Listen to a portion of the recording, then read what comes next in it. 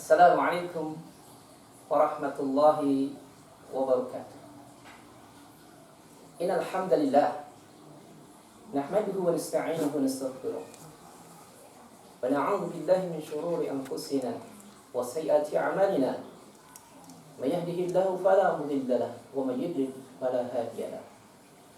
Asyhadu an la ilaha illallah wahdahu la syarika lahu wa asyhadu anna Muhammadan 'abduhu wa rasuluh.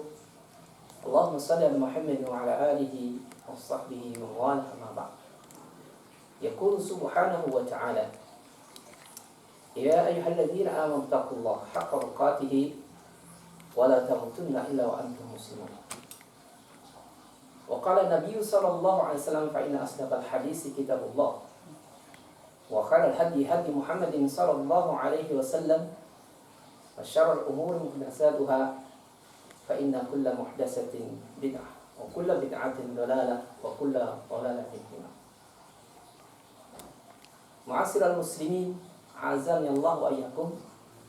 Saudaraku umat Islam yang kami cintai, kami muliakan, tak lupa tentu senantiasa kita panjatkan syukur kepada Allah Subhanahu wa taala atas limpahan nikmat yang senantiasa digelontorkan pada kita, agar dengan nikmat Allah Subhanahu wa ta'ala tersebut menjadi fasilitas bagi kita dalam mewujudkan tugas kita kepadanya, yaitu beribadah kepadanya.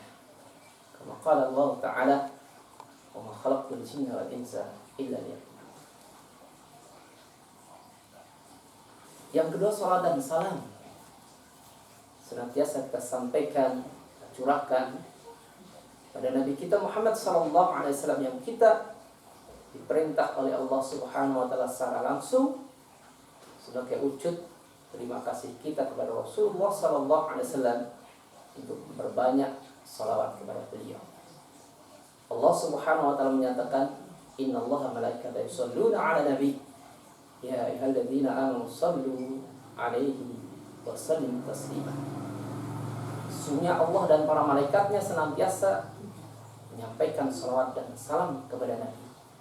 Wahai orang-orang yang beriman, sampaikanlah salawat dan salam kepadanya. Allahumma shalli ala Muhammad wa ala alihi wa sahbihi ajma'in. Wa nifidin azan ya Allah wa iyyakum. Pada sore hari ini,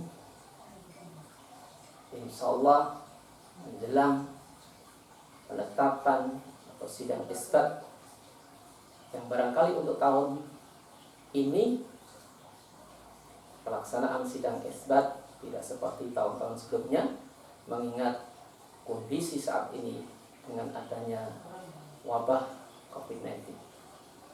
Yang jelas kita umat Islam sambil menunggu apa yang menjadi keputusan pemerintah yang telah kita bahas kemarin, kita isi persiapan-persiapan dalam menyambut Ramadan dengan nasihat-nasihat. Pada kali ini, sore hari ini, kita akan mengangkat sebuah judul, yaitu Stop Omongan Kotor atau Sia-sia Puasamu.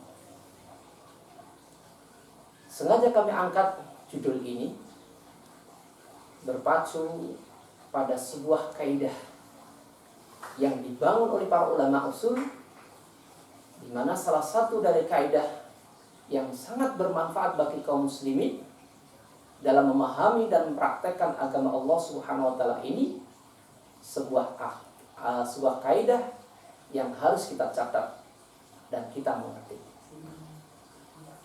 Kaidah tersebut adalah darul mafasid muqaddamun ala jalbil masalih. Darul mafasidi muqaddamun ala jalbil masalih.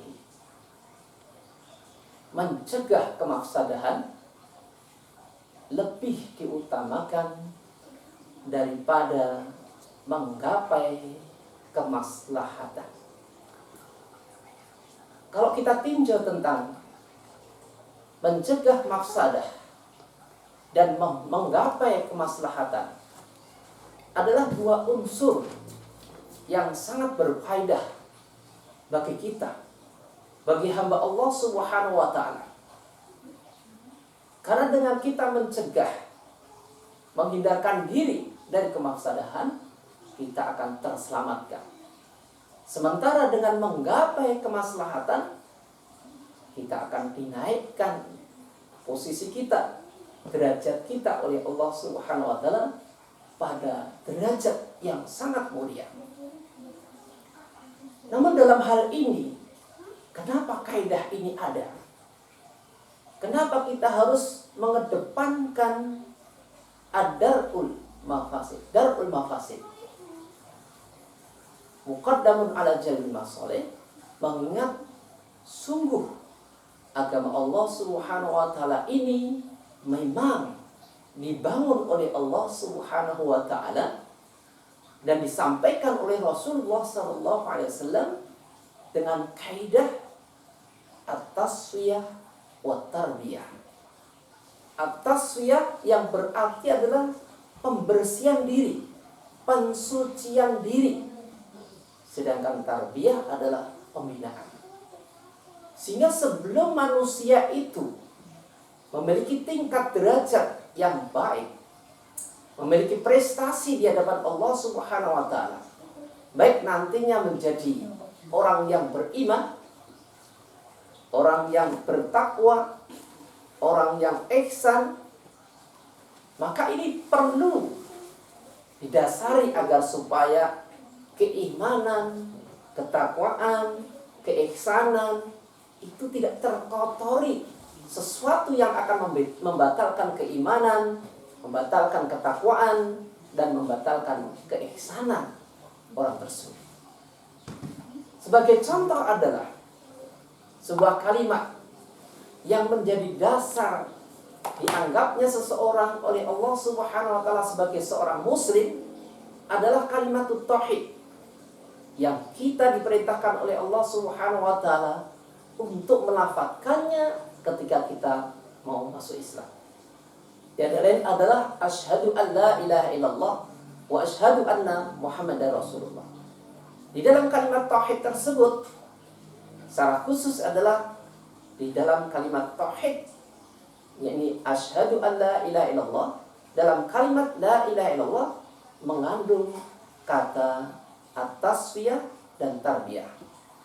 La ilah yang berarti meniadakan, mentasfiyah, menghilangkan, mensucikan semua sesembahan. Illallah adalah isbat atau tarbiyah. Kalau dari awal dari keislaman seseorang itu dibangun di atas pembersihan diri terlebih dahulu sebelum memperbaiki dirinya, tentu dalam masalah-masalah yang lain pula bahwasanya at-tasfiyah, pembersihan, pensucian itu adalah lebih didahulukan daripada at-tarbiyah. Oleh karena itu berkaitan dengan masalah kaidah tersebut, darul mafasid muqaddamun ala jalbil masalih, ini memang merupakan ajaran inti dari agama Allah atau menjadi kesimpulan inti dari agama Allah Subhanahu wa ta'ala. Oleh karena itu termasuk di dalamnya, sebelum kita mengisi hari-hari kita untuk meningkatkan rating kita di hadapan Allah Subhanahu wa ta'ala, menjadi orang yang bertakwa yang menjadi tujuan puasa Ramadan, diampuni dosa-dosa kita oleh Allah Subhanahu wa ta'ala, dimasukkannya nanti setelah hari kiamat ke dalam royan, yaitu surga, khusus pintu royan bagi orang-orang yang berpuasa, maka harus kita dahului pembersihan dari apa yang akan membatalkan atau membuat puasa kita tak bernilai di hadapan Allah Subhanahu wa ta'ala. Inilah pentingnya mendahulukan mencegah kemafsadahan daripada jadi menggapai kemaslahatan. Adapun yang kami maksud dalam hal ini adalah pada kali ini kami akan mengupas sebuah hadis yang dinyatakan oleh Rasulullah sallallahu alaihi wasallam yang diriwayatkan oleh Bukhari di mana Rasulullah SAW bersabda, dan hadis ini adalah merupakan hadis qauli, karena sabda, di mana hadis itu terbagi menjadi beberapa hal, imma qauli, baik hadis itu berupa qaul atau amali, berupa perbuatan, atau takriri, restu, ataupun wasfi, yaitu sikap. Hadis ini adalah hadis qauli, pernyataan langsung dari Rasulullah SAW yang menyatakan, man lam yada' qaula zuri wal amala bihi wal jahla falaysa lillahi hajatan ayyada'a ta'amahu wa syarabahu. Rasulullah SAW menyatakan, barang siapa saja, barang siapa yang tidak bisa meninggalkan ucapan kotor, wal amala bihi, dan perbuatan yang kotor, yang tercela, wal jahla, dan kebodohan, maka Allah Subhanahu wa ta'ala tidak butuh kepada orang tersebut untuk meninggalkan makan dan minum. Artinya Allah Subhanahu wa ta'ala tidak butuh puasa seseorang yang tidak bisa meninggalkan ucapan kotor, perbuatan kotor, dan amalan kejahilan. Ini yang dimaksud oleh Rasulullah Sallallahu Alaihi Wasallam. Tiada lain menunjukkan kasih sayangnya Rasulullah Sallallahu Alaihi Wasallam agar supaya prestasi kita, puasa kita di hadapan Allah Subhanahu wa ta'ala benar-benar bernilai puasa. Mengingat bahwasannya khusus ibadah puasa Ramadan ini adalah sebuah ibadah yang diperuntukkan untuk Allah Subhanahu wa ta'ala. Sementara ibadah-ibadah yang lain itu adalah kembalinya kepada diri atau pribadi orang yang menjalani ibadah tersebut. Adapun puasa Ramadan ini adalah sengaja Allah Subhanahu wa ta'ala menjadikannya untuk dirinya, sehingga Allah sendirilah yang akan menentukan nasib orang yang berpuasa. Allah lah yang akan memberi ganjaran bagi orang yang berpuasa tersebut. Asyamuni wa ajzi, puasa itu adalah untukku dan akulah yang akan memberi balasan. Saudaraku yang beriman dan budiman, Rasulullah SAW menyatakan hal ini menunjukkan kasih sayang Rasulullah SAW. Karena memang sungguh ucapan yang kotor itu akan memicu seseorang untuk berbuat yang kotor. Ucapan yang jelek itu akan mendorong orang untuk berbuat jelek pula, dan mendorong pula nantinya akan berbuat kebodohan. Di mana kita tahu bahwasanya rusaknya kehidupan itu dipicu oleh omongan kotor yang refleksnya nanti adalah perbuatan yang tercela. Karena tercela, maka dia akan menimbulkan kebodohan, di mana kebodohan itu akan menimbulkan kerusakan. Bukankah rusaknya atau bukankah kerusakan yang ada itu disebabkan oleh kebodohan, dan sebuah keberhasilan, kejayaan disebabkan oleh ilmu? Oleh karena itu Allah Subhanahu wa ta'ala berkaitan dengan masalah ini, agar supaya kita meninggalkan omongan yang kotor, perbuatan yang bodoh, Allah Subhanahu wa ta'ala memuji hambanya. Hamba Allah Subhanahu wa ta'ala yang maha rahmat, yang disifatkan oleh Allah Subhanahu wa ta'ala di dalam surat Al-Furqan, di mana Allah Subhanahu wa ta'ala berfirman dalam ayat yang ke-63, wa ibadur rahman, hamba-hamba Allah Subhanahu wa ta'ala yang maha kasih ar-Rahman, alladzina yamsuna 'alal ardi hauna, hamba Allah Subhanahu wa ta'ala yang Rahman ini ketika berjalan di muka bumi ini dengan rendah hati, dengan sopan, punya akhlak yang mulia, punya budi yang baik di hadapan manusia. Salah satu bentuk budi yang baik, kerendahan hati hamba Allah Subhanahu wa taala adalah wa idza khatabahumul jahiluna qalu salama.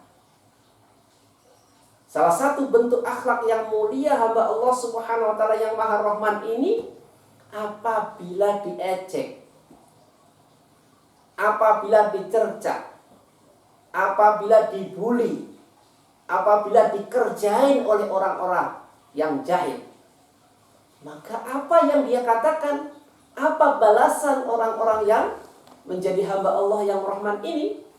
Qalu salama. Hamba Allah ini akan membalasnya. Orang yang berbuat jelek kepada dirinya ini dibalas dengan kata-kata yang menyelamatkan, mendoakan baik, semoga Allah memberi hidayah kepadanya. Sebagaimana contoh Rasulullah SAW, di mana kita tahu bahwasanya Rasulullah SAW adalah manusia yang agung, yang memiliki akhlak yang mulia, yang ucapan Rasulullah SAW itu terkontrol oleh wahyu, sebagaimana firman Allah Subhanahu Wa Taala, wa ma yantiqu 'anil hawa in huwa illa wahyun yuha. Dan dia Muhammad itu adalah tidak pernah ngomong, tidak pernah bicara, tidak berucap kecuali dari wahyu Allah Subhanahu wa taala. Maka ketika Rasulullah SAW senantiasa dihina oleh masyarakat Quraisy yang jahil, maka Rasulullah SAW selalu menjawab, mendoakan keselamatan kepada orang-orang yang menghina. Bahkan diludahi pun Rasulullah SAW mendoakan baik. Bahkan satu ketika orang yang meludahi itu sakit, dan Rasulullah kala itu tidak diludahi, bertanya kepada tetangganya, si fulan di mana? Kok nggak kelihatan? Dan diberitahu ternyata dia, fulan adalah sedang sakit. Ternyata Rasulullah SAW adalah orang yang pertama kali membesuknya, menjenguknya. Bahkan tidak sekedar menjenguk, membawa oleh-oleh makanan, sekaligus mendoakan akan kesembuhan orang yang senantiasa meludahi dirinya. Ini adalah hamba Allah Subhanahu wa taala yang Maha Rahman. Wa idza khatabahumul jahiluna qalu salama. Dan bila dicerca, dibuli, dihina, maka hamba Allah Subhanahu wa taala ini akan membalas dengan kata-kata yang menyelamatkan. Jadi hamba Allah Subhanahu wa taala bukan temperamen, bukan yang sedikit-sedikit emosi. Bisa mengendalikan dirinya agar supaya tidak marah, walaupun wajarnya kalau dihina marah. Dan justru orang yang seperti ini adalah orang yang sangat kuat di hadapan Allah Subhanahu wa taala. Sebagaimana dalam hadis di mana Rasulullah SAW bersabda, laisa sadid bisarah wa innama syadid may yamliku nafsahu 'indal ghadab. Bukanlah orang yang perkasa, bukanlah orang yang hebat itu adalah orang yang selalu memenangkan dalam pertinjuan, dalam pergulatan. Tapi orang yang kuat, yang hebat menurut Allah Subhanahu wa taala adalah orang yang bisa menahan hawa nafsunya, bisa mengendalikan emosinya saat marah. Dan inilah hamba Allah Subhanahu wa taala. Berkaitan dengan puasa Ramadan ini agar supaya puasa kita tidak gabuk, ya, tidak bernilai di hadapan Allah Subhanahu wa taala. Rasulullah SAW juga berpesan kaitannya dengan orang yang mencela, membuli dirinya padahal dirinya sedang berpuasa, maka cukup dia mengucapkan ini shaimun, aku sedang berpuasa. Sehingga ketika kita hari-hari menjalani puasa Ramadan ini, ada saja mungkin nantinya godaan, gangguan, celaan, hinaan dan sebagainya dari orang-orang yang jahil. Kita berpuasa, kita diam, kita doakan, dan kita ucapkan maaf, saya sedang berpuasa. Ini sangat penting. Kenapa? Karena ucapan lisan kita ini akan menjadi pemicu perbuatan bahkan kebodohan. Sebagaimana urutan dari hadis tersebut. Kalau kita ikuti emosi kita ketika kita mendapatkan bully dari orang lain, maka pasti nanti berikutnya adalah amalan kebodohan. Berikutnya adalah amalan yang menjurus kepada sesuatu yang kotor. Pasti itu. Makanya Rasulullah SAW dalam sebuah hadis yang panjang diriwayatkan oleh Tirmidzi, yang kala itu Rasulullah SAW sedang menasihati Mu'adz bin Jabal, di mana Mu'adz adalah salah seorang dari sahabat yang menjadi dai Rasulullah SAW ke Yaman. Di penghujung hadis tersebut Rasulullah SAW menyatakan, singkat dari hadis tersebut, Rasulullah SAW ketika Mu'adz banyak minta nasihat, kemudian di akhir nasihat tersebut Rasul memberi kesimpulan nasihat, manakala nasihat ini dijalani maka akan bisa mendapatkan kemuliaan-kemuliaan yang sudah disebutkan oleh Rasulullah SAW pada hadis sebelumnya. Apa kata Rasulullah SAW, nasihat terakhir Rasulullah SAW kepada Mu'adz bin Jabal? Maka Rasulullah SAW saat itu sambil memegang lidah beliau sendiri. Beliau memegang lidah beliau sendiri seraya mengatakan kepada Mu'adz dengan kata-kata kuffa alaika hadza. Kuffa alaika hadza. Wahai Mu'adz, tahan lisanmu ini. Tahan lisan. Kenapa Rasulullah SAW pertama kali kok menasihati tahan lisan? Bukan tahan tangan, bukan tahanlah kakimu, bukan, tapi lisan. Maka Mu'adz pun menyatakan. Dan di awal Mu'adz ini, pertama awal-awal dari hadis tersebut, beliau senantiasa menyebut dengan ucapan ya Rasulullah. Tapi ketika mendapatkan nasihat yang terakhir ini, ucapan Mu'adz berubah, menunjukkan kurang sreknya Mu'adz tentang wasiat Nabi SAW yang terakhir ini. Dan ini dibuktikan dengan panggilan Mu'adz kepada Rasulullah berubah menjadi ya Nabi Allah. Dan ini sudah difahami oleh para ulama. Panggilan ya Rasulullah dan ya Nabi Allah adalah berbeda. Ketika ada keridhaan ya Rasulullah, ketika sedikit ada ketidakridhaan ya Nabi Allah. Dan bahkan untuk membedakan bagaimana Aisyah radhiyallahu anha sebagai istri Rasulullah SAW itu sedang baikan, sedang riang, atau sedang sedih, sedang marah dengan Rasulullah SAW misalnya, itu bisa dibedakan dengan panggilan. Ketika manggilnya ya Rasulullah berarti ada keridhaan, senang sekali, gembira. Tapi kalau manggilnya adalah ya Nabi Allah, berarti lagi ada masalah. Maka Mu'adz pun di akhir tersebut menyatakan ya Nabi Allah, wahai Nabi Allah. Wa inna la mu'akhaduna bima natakalam bi. Wahai Nabi Allah, apakah kami manusia ini akan diazab, akan disiksa oleh Allah Subhanahu wa taala disebabkan omongan? Apakah omongan ini menyebabkan manusia akan diazab? Padahal manusia itu punya lisan yang harus ngomong. Maksudnya begitu.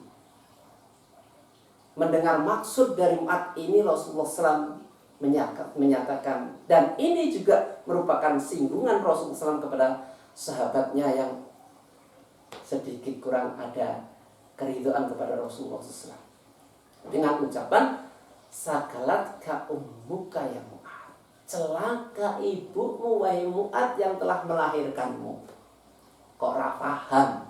Kok kamu gak paham tentang maksudku? Bukan berarti kalau aku katakan kepadamu tahan lisanmu, berarti tidak boleh ngomong sama sekali. Berarti kau gak paham. Ibumu rugi kalau gak paham. Dilahirkan di dunia ini gak paham tentang nasihat. Lebih lanjut Rasulullah SAW, wa hal yakubun nas ala wujuhihim fin nari jahannam khasaida alsinatihim.